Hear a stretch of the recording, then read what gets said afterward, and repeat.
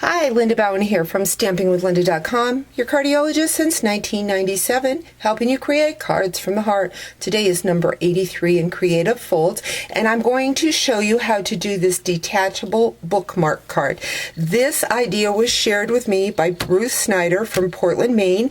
She is a demonstrator, and her husband, Steve, invited Jay and I up to their home a couple weeks ago, and just loved our visit and loved her sharing this card with me. So let's get started. I'm going to bring in the Stampin' Up! Trimmer and a piece of mossy meadow cardstock. I am going to cut it at the 5.5 mark and at the 10 and 11/16. 12, 13, 14. I had to count to make sure that I'm at the right place. Next, what I'm going to do is I'm going to score at the 4 1/4. So just score that.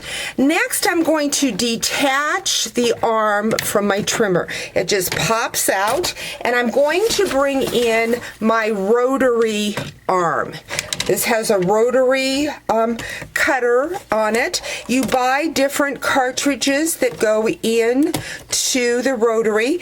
I am using the perforating blade, and I want to do my perforation at 8.5. So I'm going to slide that in. Again, you want to make sure you do it on the long side. And the thing with the perforated blade, you want to make sure that you start at the bottom. You don't want to push too hard, but you also want to make sure you get that perforation. If you push too hard, it will cut your cardstock. So I've got that. Next, what I'm going to do is I'm going to bring in my scallop tag punch. I'm going to unlock that, and I want to insert it kind of in the middle of that card, and then I'm going to slide it over. So let's just put that right there. I'm going to move it over to the side, and I'm going to line up the perforation and the edge of that card, and then I'm going to punch it. And that makes my detachable bookmark. Isn't that fun? So let's go ahead and finish this card out. I have got a piece of vanilla cardstock someplace that I have missed. I've got my main piece for the front, so let's go ahead and stamp that. I'm going to be using For All Things. This is the beautiful stamp set that is in the holiday catalog, and I'm just going to stamp a yellow that is the Hello Honey. Next, what I'm going to do is I'm going to go in with the Mossy Meadow and stamp another leaf and clean that off with my Stampin' Up! Trimmer, or Stampin' Up! Scrub, excuse me, got trimmer on the mind. Going to bring that leaf back in and stamp up at the top. Next, I have already used my punch, my note tag punch from the holiday catalog, and have stamped with the Mossy Meadow. Going to put a dimensional on that, but before I do any more with that, I'm going to bring in my texture boutique and my decorative dots embossing folder, and I'm going to emboss that piece that I just stamped. One thing with your boutique, you've got decals on your plates.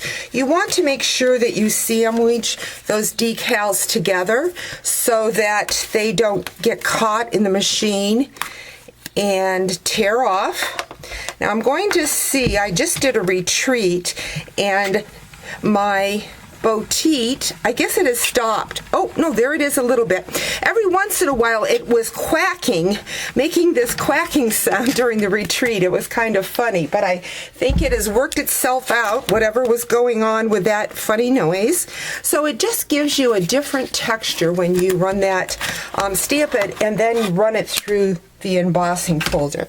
I have taken a 1-inch piece of the Designer Series paper. This paper is, again, in the holiday catalog. And right now, the name of it leaves me, but I will have it listed on my blog.